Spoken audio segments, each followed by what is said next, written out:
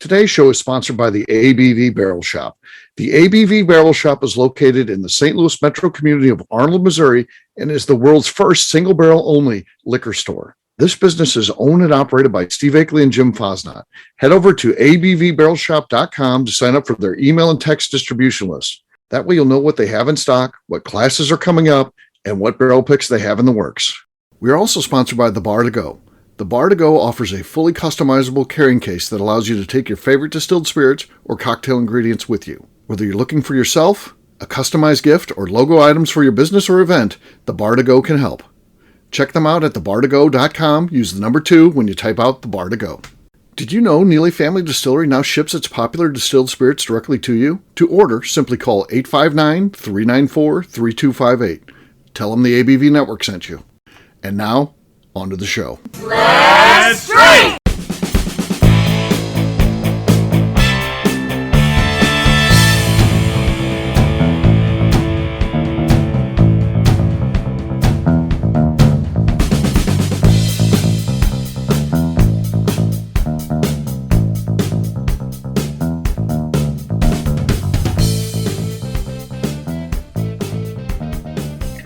Welcome to the Bourbon Daily, the podcast about everything bourbon delivered to you every day of the week.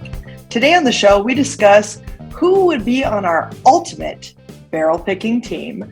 My name is Miss Beka Sue. Please join me welcoming my co-host, Steve Akeley, along with our special guests, Wes Harden, Bo Cumberland, and Adam Stump. Hey, gang, what's up? Howdy. Hello. Hey, so, yes, we are going to be doing a series of shows today, written by Beka and Wes here. So yeah, I wrote none of these. So, I mean, I have to put the stuff together, but the ideas came from within the group here, which is pretty cool. So the first one is going to be the ultimate barrel pick. And we're going to talk about, if you want to get the perfect barrel, who do you invite on there? And then we have kind of a follow-up one.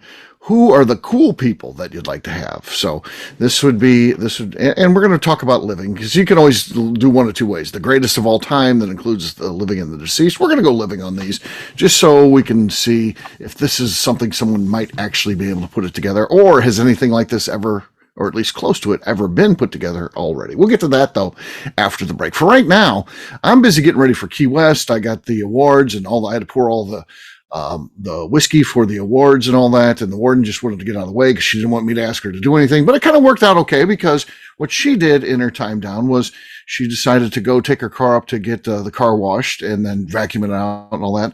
And then she came back and I'm still working. So again, rather than help me, she just wants to be away. So she jumps and says, "Do you want me to clean your car?" And I was like, "Oh yeah, I could use that." So she comes back after doing that, after cleaning her car, my car, vacuuming it all out. She had analysis of what was on the floor of both of our cars.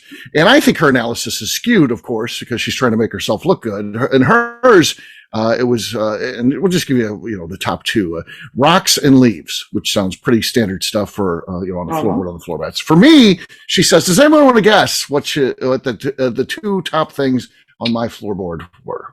Potato chips. Potato chips is correct. That's one of them. I said fries. Fries, I'm going to say is wrong, because it would be that'd be like fast food versus packaged. And I'm going a lot of road trips, and while I do eat a lot of fries on road trips, I also eat a lot of chips. So yes, that's one of them. One more thing. Does anybody? Adam, you want to take a guess? Wes? Beard hair. Beard hair is it. Beard hair is it. That's what she claims. The analysis was on my floor. It was all beard hair and chips. It's terrible. And probably together. Yeah. Oh, sure. Yes. Tangled in there. It might have been not even a chip I ate in the car. She'd probably like, I know you never ate these in the car. And it's just something that was caught in there and fell out. So with the hair. But my question then is, that was just to set up my question. If we did analysis of everyone on this call here today for the show, what would be the top two things on your floorboard if we went and vacuumed out your car? Your car. Adam, you're first. I am going to say French fries probably have a pretty solid chance. Okay. And spent grain. Once that shit is on your boots, it does not come off. That makes sense. Unless it's in your car. Yeah. Oddly, it finds its way off in the car. So yeah, fair enough. Bo, how about you, man? I feel like probably potato chips or something like that because I, like you, do some traveling and I eat in my car. But more than just little things like chips or whatever, you would find cups and bags and because my so son real is, refuse like you would use for a trash can. We could just generalize and say my son is the worst. Whatever. so now he's has- blaming it on his son. It's not No. him, it's his son. Well, Yeah. because if you looked in my car, my driver's seat would not have that stuff, but the passenger seat, the back seat where he sits all the time and decides Right. to leave stuff. And the worst is he'll get a cup from like McDonald's or whatever that, the paper cups that dissolve after like 2 days. And Uh-huh. I'll go to pick up the cup that he left. Yes, it stays together until you go to lift it, and then the Right. bottom just shoots And then up. everything is in my cup Yeah. holder. So Yeah. that's what I'm That's going bad. I'll tell you what, kids are terrible. Another thing that they do is, they got that little thing where you put your they used to have like cigarette things in there, but they don't have ashtrays in there anymore. But just even the gap where you put your hand to close the door, kids will use that like an ashtray. They'll put like chewed gum in there and shit. Like, what the hell are you doing? You think it's just going to go away? You think it's just going to disappear? You take your gum out and you put it in there like it's a trash can? Yep. Oh, my kid used to do that shit, and it would be like, this is my car. So, yeah, okay, fair enough. Kids, they are bad for cars. Wes, how about you, man? What if we did some analysis? What would we find? Probably crunched up leaves and dog hair. And dog hair, yeah. Yeah. You got a dog. It's going to Yeah. happen, right? Yeah. All right, Becca, how about you? Red hair, Okay. all over the place. I know that because it's always all over the place. And probably, coins. I feel like I drop coins all over the place. I find whenever I clean my car, I'm like vacuuming it out, and it's like, and it's like just coins going up into the vacuum coins. every single time. It's just Okay. it's like pennies and quarters, just Oh, just I going up save into my that, coins. Yeah, that I put them vacuum. in I try to save them. I put them in the bin, But that they got. I feel in like the they car. just end up all over the place. I don't even know how, because I'm not trying to lose them. I try to keep them, Right. but I feel like they end up all over the car all the time. So red hair and coins. Red hair and coins. Okay. All right. Yeah. It's There the you name of go. a band. Well, there is the analysis of what would happen there. So if we did a spot check, so maybe if Amy gets bored, she's ever at one of your houses, she'll take your car out and clean it and vacuum it, and then she'll tell you exactly. Fantastic if she We'll see did that. we'll see if it lines up. All right, gang. Well, guess what? It's time to drink. What is everyone drinking? Let's start with Wes. Wes, what do you got there, man?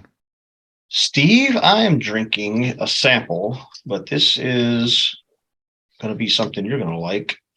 It's a sample of 2022's George T. Stagg. Oh, nice. Very nice. Okay. All right. No cork pop there, obviously. No. Becca, you're next. I'm next. So I figured, people don't know this, but I am podcasting from Las Vegas right now at the Conrad. And I specifically went and bought this for the show. I bought a bottle of champagne for the most possibly epic cork pop that's ever happened. You on the only show. be on one show, you get the cork pop. Then yeah. Yeah, I need to try to I'm wondering. I don't know if I want to just pop it at the ceiling and hit the fire thing, or if I want to try to control this cork pop. Let's. Pop it. I don't know. And I also don't have hands. Point Let her it towards some glass or something like that. Shoot it at Royce.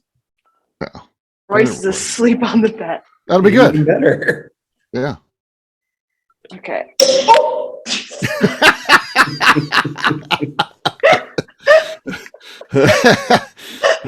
Sounded like a gunshot going off. So yeah, that was good. That's clearly our lead. Yeah, that's clearly our lead. I'll go next. I've got Garrison Brothers Cowboy. This one comes in at 134.8, folks. Starting out real. Here we go. Basie. Good. Be normally good. Becca has her.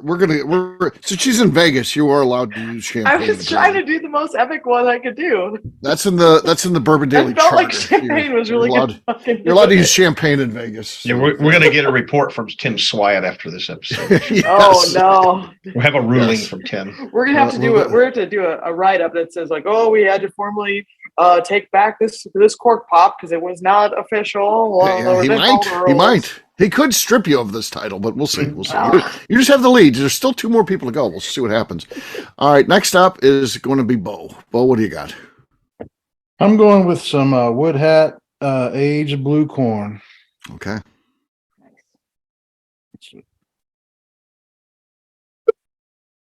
No, not enough, Bo. No. You need to work with your sound settings there. Something happened there. Cut out. Did it? It cut out on you, but not enough. Becca's got the lead.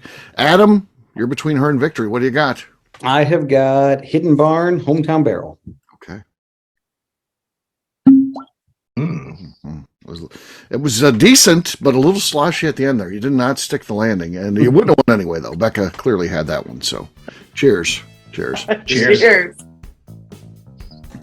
All right, what we'll do next, we'll take a quick break, and then when we come back, we're going to be talking about the show Becca put together, the Ultimate Barrel Pick Team. We'll do that in just a few.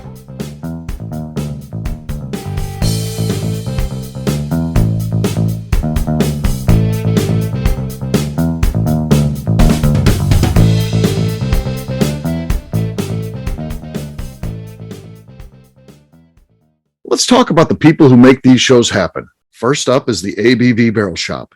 It is the most unique shopping experience in the world of bourbon, as the ABV Barrel Shop only sells single barrels. Owners Steve Akeley and Jim Fosnot select. With over 100 distilleries on board to sell us barrels, we are home to the most unique and diverse barrel pick selections in the bourbon world. By signing up for our email, you will always know what we have in stock. In addition to the single barrels, we'll have a gift shop featuring ABV Barrel Shop as well as ABV Network merchandise. We are partnering with vendors like Art Eatables and Old Man Bay Signs to bring you unique items you can't find anywhere else. We will also have a 24-seat classroom where we are offering educational and fun classes like Breakfast and Bourbon, a series where we pair donuts and bourbon, customer barrel picks, and opportunities to learn from master distillers and other bourbon dignitaries. Best of all, we feature a tasting bar where you can try before you buy. All of this is located in the St. Louis metro community of Arnold, Missouri.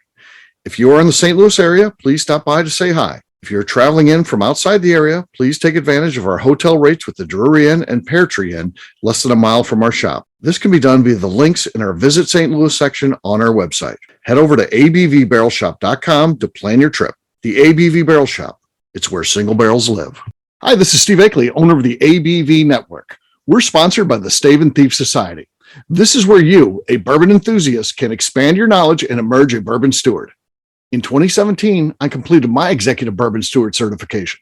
It's the most comprehensive bourbon certification program available and connects you with an expansive network of bourbon enthusiasts and professionals. Check out the full listing of in-person and online certifications and join the society today by enrolling at staveandthief.com. Okay, let's talk about the Neely Family Distillery. In 2018, I met Royce Neely at an industry event. He started appearing on our shows, and we became friends during my frequent trips to Kentucky. Today, he is amongst the leaders of young distillers leaving their mark on the bourbon industry. A visit to Neely Family Distillery yields insight on their unique family history, why their products are special, and gives you the opportunity to taste their whiskey, moonshine, and creams. Check them out at NeelyFamilyDistillery.com or visit them in Sparta, Kentucky.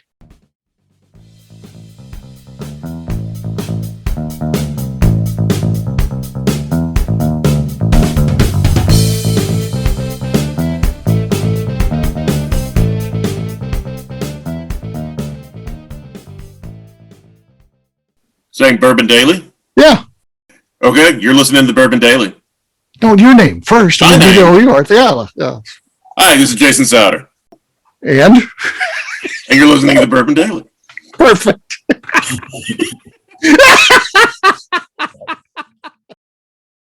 Welcome back to the Bourbon Daily. Today we're going to discuss the ultimate barrel picking team. Yes, we are. So this would be the team that you want to put together that you think is the ultimate barrel pick team. And it's, for me, this is just a discussion show. We want to throw some names out there. Not that we're necessarily going to assemble what we think is the team, but we're going to assemble people that we think are in the mix for sure. So who do you think should be on that team? And again, this is different than the one that's just people that you want to hang out with or you think would be fun or funny. That, and some of those may be the same. There may be some carryover between these two lists that'll be on airing in 2 days. But for this one, it is just, man, this is really professional. This could go down in the history books. They'll be talking about this one 100 years after we're gone. But who would that be of people that are living right now? Are we only going to limit this to a certain number of people, like per each person who talks about it, or are we just going to? No. I think it's a matter of throwing out Okay. and just putting people into the mix. And then if this ever comes true, then we'll draw from this list to try to get some of these people on. And say, hey, when we talked about you on the show, so yeah. I mean, Jackie's ICANN. I was lucky enough to be in one with Jackie, and that's obviously top tier. I think so too. Yeah. I'm based on her palate, and I've been around Jackie when she's been tasting whiskey right out of the barrel. And it's not a magic trick. It's not, you go to a psychic and they're able to do these things. She is able to pick out notes that 100% that are there, and she's just good. She's good at what she does. So I would say yes. If you're looking for someone to really pick you the great barrel, Jackie, you can't go wrong with her. So yeah. And she's got a good enough personality, very likely to make the other list too. Just a fun person to be on there that you like. But we'll see. She may or may not even come up on that one. Who else do you think is good to have on there? I think sticking with the kind of, to me, the coolness as well as kind of knowing what they're talking about, I would go with John Wadle. John Wadle. Oh yeah. Certainly absolutely. Yes. He's that's his job at Peerless, so certainly he knows the process, and he would be cool. Who else? I feel like categorically, it's probably a good idea to have like a liquor store buyer or liquor store owner that buys a boatload of barrels, especially from like a single distillery. I feel like you get a little more preferential treatment when it comes to who from the distillery shows up and all that fun stuff. Do you have a name specifically, or just in general? I nobody comes to mind. Sorry, Steve. Okay. All right. Fair enough. I would throw Steve Akeley into that. Oh, me too. Man, I just made it. I made it. I personally would throw Steve Akeley into that mix. I'm way up. Yeah. Not on the fun side, only on the serious side. Of course. I'm not fun to hang out with. Yes. Wes, what are you thinking, man? He's going to fall on both lists, but I think Jason Bronner's got to be on there. Jason Bronner, yeah, great palate. Yes. Has street cred. For sure. I think that, again, he is a person also known for his palate. I mean, he's written so many books about taste and bourbon and things like that, and he has that historical perspective. Doesn't necessarily fall under a fun guy to hang out with, but Mike Veach, I think, is a big name. Absolutely. Kentucky Bourbon Hall of Famer, and if you're trying to put together, whatever ultimately it is, kind of the Mount Rushmore of people that are alive today that could do barrel picks, I think he would be on it. So I want to throw Veach into the mix. Yeah, for sure. Who else? What do we think about the merit of someone that isn't necessarily known for great barrel picks or anything like that, but are just one of the all-time great distillers? I'm talking about people like a Jimmy Russell or Jim Rutledge, those type of names. If you were putting together the team, would you want somebody like that, a big-time heavy hitter in terms of history of bourbon that'll probably be remembered in that way, or I think to me, my opinion is you only would if you were picking one of their barrels. And the reason I say that is if you take a Jim Rutledge, you take a Jimmy Russell, you take a Fred No, you take any of those guys that have been around for forever, if you're picking something from their distillery, then that's a cheat code. They know exactly where the barrels are. Right, they're going to pull the best. Yeah. However, day in and day out, I know they obviously drink other things other than what they produce, but their job alone requires them to know forwards, backwards, and up and down their product. And I wonder if they're the best person so Fred No, is he really the best person to take to a forwards pick? it's a totally different, it's Right. totally different product. So I think it depends. I think absolutely if you're in their distillery picking one of their products, I'm not 100% convinced on the technical side. Okay. I feel like they may be skewed a different way. Okay. That's just my opinion. What about someone who hasn't spent their entire career working at the distillery, but is today one of the best known people? And I would say Mr. Freddie Johnson. What about him? And again, not doing Buffalo Trace. So we're going to do a pick, and it may be Wild Turkey. Do you think having him part of that, or do you think he falls under the same shortcomings that you say could potentially be with some of the distillers you've talked about?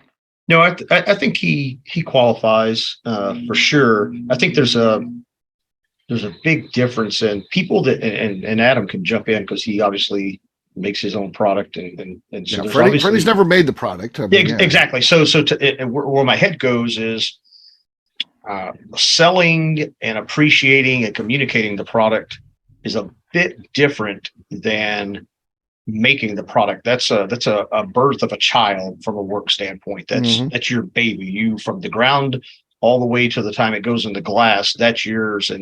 And if I were a distiller, I would be very protective of that. I'd be very biased towards my product, if nothing else, just from a sense of pride and protecting territory. So I think that's the difference in a distiller versus like a Freddie, where he's an educator, he's a storyteller, he's an ambassador, he's those kind of things.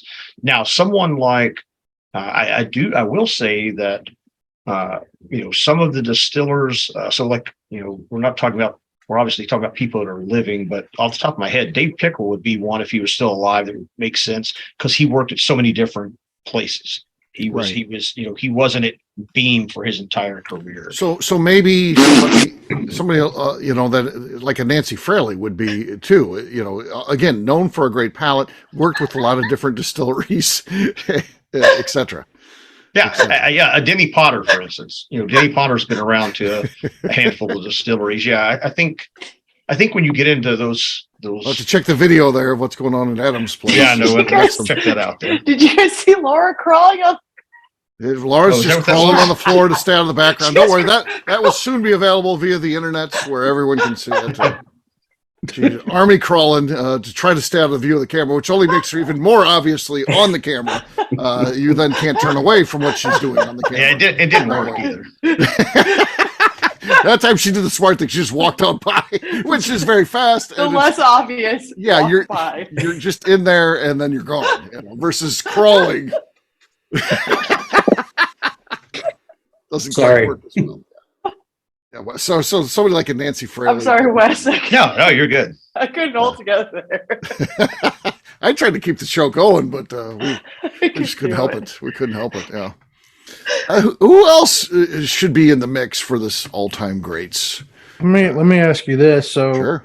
Wes, you were talking about people like Fredno and all them who had been at their respective establishments forever would be good at their places, but you wouldn't necessarily think at other places. But what about somebody who's new and is probably more known for blending than, say, distilling, like somebody like Freddie No? Like, what about somebody like him that, he's known for picking and doing. He's also known for going to a lot of other distilleries, spending time talking to the people, tasting their stuff. Yeah, I'm not saying that any of those guys. If you're a distiller, especially at a reputable operation, then your stuff no matter what. I wasn't suggesting that. I'm just saying that if we're talking about picking the ultimate barrel pick team without the context of what barrel we're picking, then I trust palates that are more diverse across the product range, old, new, high rye, weeded. Like some of those guys have never made weeded bourbon, for instance. They haven't used heirloom grains before.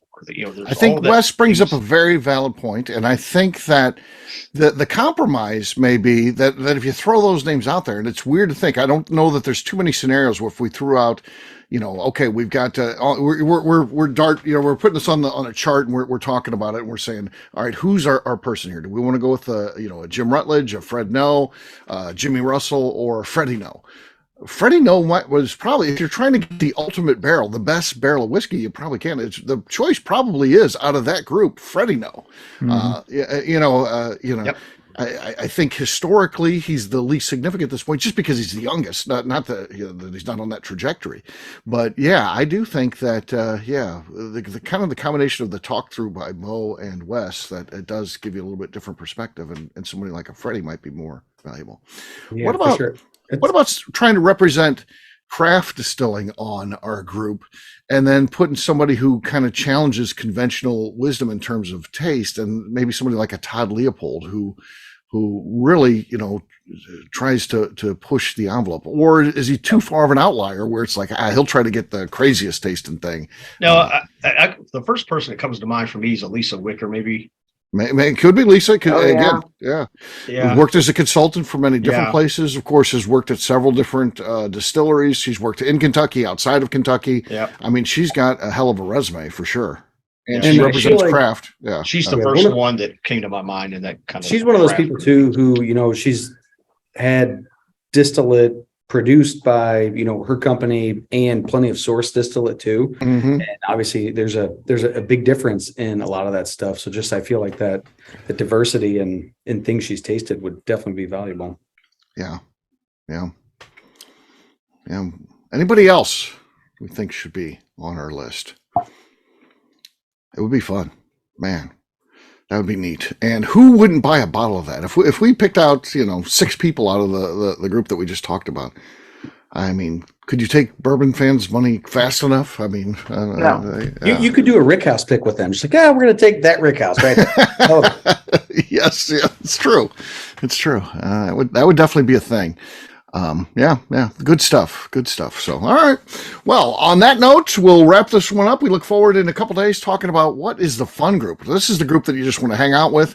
You want to spend as much time drinking, with these folks as you do picking the barrel. So, we'll get to that. Like I said, we'll take a break, have a different show tomorrow. Then we'll come back with this group and do that show then. But for right now, we'll wrap this one up as we always do by talking about where people can find us. And Bo, we're going to start with you. Where can people find you? All right. I'm on all the socials at My Journey Through the American Spirits and Bourbon Sasquatch. All right. Wes. You can find me on Instagram at bourbon_West. You can find me on Twitter at bourbonwest, one word. Adam. Find us on Facebook, Instagram, and Twitter at Stumpy Spirits and stumpyspirits.com. Miss Beka Sue. You can find me on Instagram and Twitter at Miss Beka Sue, 1K, no C's. All right, for me, I'm an easy guy to find. I'm at Steve Akeley on Twitter, Instagram, or Facebook. I've got a website, steveakeley.com. We've also got a company website. That thing's abvnetwork.com. Check it out. Everything that we do is out there. Previous shows, blogs, so much more, abvnetwork.com. And please, if you get a chance, stop by and see us at the ABV Barrel Shop. We're in St. Louis, Missouri. We'd love to see. If nothing else, please head over to abvbarrelshop.com. Sign up for our email distribution list. You'll know exactly what we have going on in the store in terms of events, as well as our latest barrel picks. So check us out again, abvbarrelshop.com. Ms. Beka Sue, anything else to say before we get out of here? I'd just like to remind the audience to please give us a 5-star review that includes comments. It helps new people find the show, which is very important to us. If you like what we're doing, we ask you please visit our Patreon page at patreon.com/the ABV Network. Great job today, gang. For audience, we'll have a brand new show for you tomorrow. Looking forward to that. Until then, take care, everybody. See ya. Bye. Adios. Peace.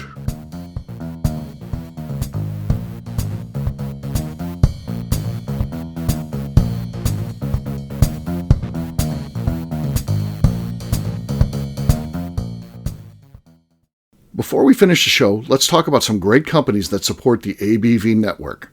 First up is Moonshine Still Pro. Moonshine Still Pro has a full line of products to help the home distiller. Whether you want to experiment on the stove in your kitchen or you're looking for a bigger setup in your backyard, owner Russell Creed and his team can help. They have multiple still offerings, accessories, and even grain from their partners at Goldstone Mill to assist you in making whiskey on par with your favorite distillery. They can also help you with some fabricated parts you probably can't make yourself if you are attempting a DIY still project. Learn more or order your still or parts at moonshinestillpro.com. Another friend of ours is the Goldstein family at Goldstone Mill. The Goldsteins offer a variety of heritage and heirloom grains to make the finest whiskeys in the world. Plus, they are more than just a grain company. They are truly consultants to make sure the grains they are providing to you or your business meet your highest expectations. Additionally, they work with mills around the country, ensuring shipping is as low as possible for their customers. If you're a distillery, brewery, or even doing this at home, Goldstone can assist you. Check them out at goldstonemill.com, call them at 217-254-6613, or check in via email at hello@goldstonemill.com. Last but not least is the ABV Barrel Shop. While we don't get to play in the allocated bourbon game because we aren't selling the other products you have to do to get those, we do have access via our friendships in the bourbon industry to some really cool stuff. Have you ever seen your favorite craft distiller selling some really cool limited offerings only in their gift shop? I'm talking things like the hazmat offering Distillery 291 did for their 10th anniversary, or Neely Family Distillery's Papaw's birthday barrel. They don't have enough of it to send it out to distributors, so they only sell it via their gift shop. Well, companies like Distillery 291 and Neely Family Distillery have agreed to sell us 2 or 3 cases of these offerings moving forward, meaning our store will have the access to some of the rarest whiskeys in the world. Way more difficult to come by than the allocated bourbon offerings with a national release. Yes, they will be extremely tough to come by, but if you're a customer of our store, you'll have a chance to get them. Get signed up for our email or text list over at abvbarrelshop.com so you don't miss out. The Bourbon Daily is part of the ABV Network. For more information or to become a sponsor, please visit abvnetwork.com. Thanks for listening and cheers. This has been a Steve Akeley production.